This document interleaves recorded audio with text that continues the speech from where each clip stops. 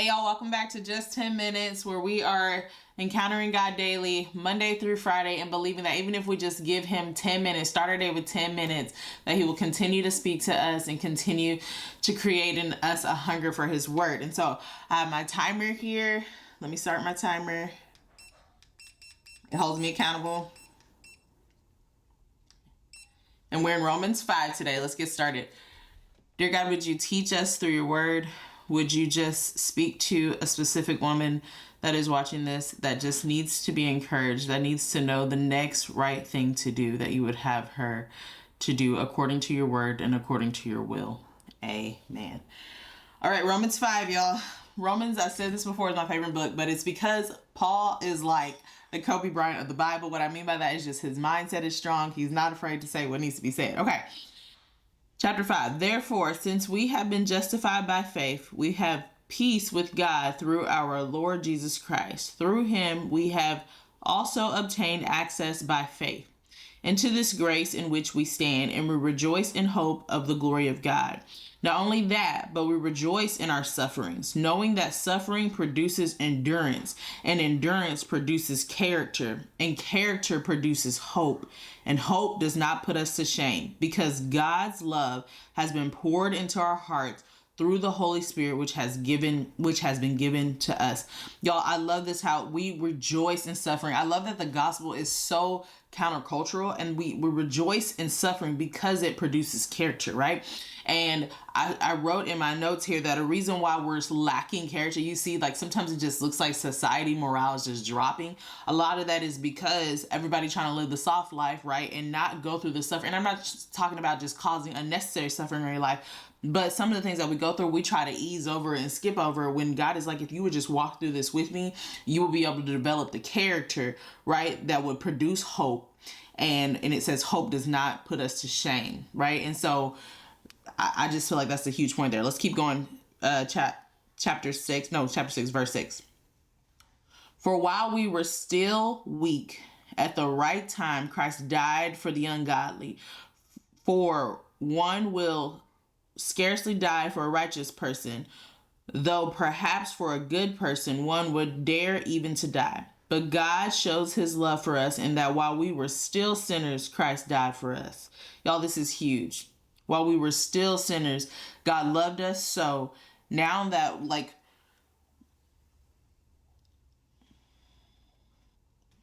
I feel like this is the biggest beauty of the gospel, is that while we were sinners, like we were undeserving, that's when God sent his son, Jesus, for us. Since therefore we have now been justified by his blood, much more shall we be saved by him from the wrath of God. For if while we were enemies, we were reconciled to God by the death of his son, much more now that we are reconciled shall we be saved by his life. More than that, we also rejoice in God through our Lord Jesus Christ, through whom we have now received reconciliation. All right, verse 12. Therefore, just as sin came into the world through one man, right? We're talking about Adam, and death through sin. And so death spread to all men because all sinned. For sin indeed was in the world before the law was given, but sin is not counted where there is no law. Yet death reigned from Adam to Moses, even over those whose sinning was not like the transgression of Adam, who was a type of the one who was to come, right? But the free gift is not like the trespass. For if many died through one man's trespass, much more have the grace of God and the free gift by the grace of that one man, Jesus Christ, abound for many. And the free gift is not like the result of one man's sin. For the judgment following one trespass brought condemnation, but the free gift following many trespass brought justification. And I want to sit on that word justification. It's one of the core things of the Christian faith. Justification it's an important doctrine because it's an act. I wrote it right here. It's an act of God by which he declares a sinner righteous only through faith in Jesus. So we, in the eyes of God, we are seen as righteous because of what Jesus did on the cross. And that right there is a pillar of the faith, right? The hinge of the faith. Like, there is no Christianity without the idea of justification, the idea that we are not righteous, but because of what Jesus did, he justifies us through his death, burial, and resurrection. For if because of one man's trespass death reigned through that one man, much more will those who receive the abundance of grace and the free gift of righteousness reign in life through the one man, Jesus Christ. That's a powerful promise. Therefore, as one trespass led to condemnation for all men, so one act of righteousness led to justification and life for all men. So just like one thing led to death, and we are sinners through that one thing, this one thing changed everything. This one thing that Jesus did leads to justification for all men. For as by the one man's disobedience, the many were made sinners. So by one man's obedience, So by one man's obedience, the many will be made righteous. Now the law came in to increase trespass, but where sin increased, grace abound all the more.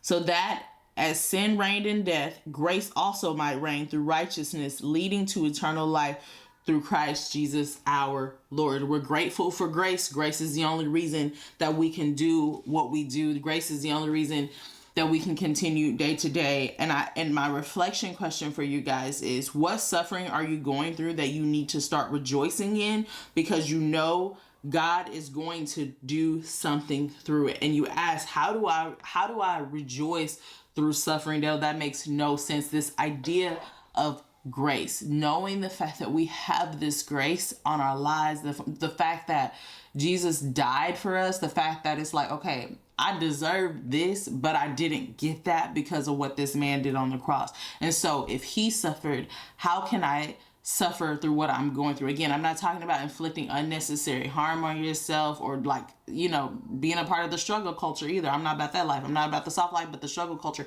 I'm not about that life either.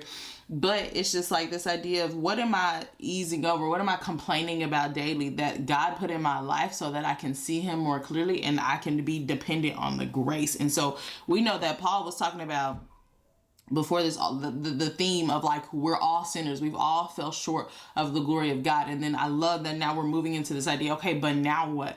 Now the thing is like, we're all sinners, but thank God, praise God for this grace, right? For this Savior that we're all in need of. He's here and he has done the hard things for us. And this is a truth that I cannot get over. And so when people try to be hostile to different faiths or religions, I can stand firm on the fact that no, like, I'm a Christian and it don't get no better than this, right? God's grace and his love and his abundance, it don't get no better than this. And so answer that question. What suffering are you going through that you need to just rejoice in? You just need to let go and release. And it could be something that you don't even think about. It could be the fact that you feel like, man, I wish I had more money right now. But it's like, God is like, and go through the suffering. It's going to build your character so that when I do increase, right, you know what to do with that. Maybe it's your health and you're like, man, I really need to get healthier. I need to do all these things. Like, I'm tired of suffering in this. Maybe the Lord is telling you like, hey, go through the suffering, go through the process, don't shortcut the process. Like, this is something too we talk about all the time with this instant fame, like people just coming up and getting famous and all these things. You're not going through the process of what it takes to build, what it takes to sustain, right? That character is what sustains you. And so that suffering is what builds that character. So we don't want to skip that part. We don't want to buy nothing ready-made. We don't want to try to, shortcut anything like that. So that's my reflection for you.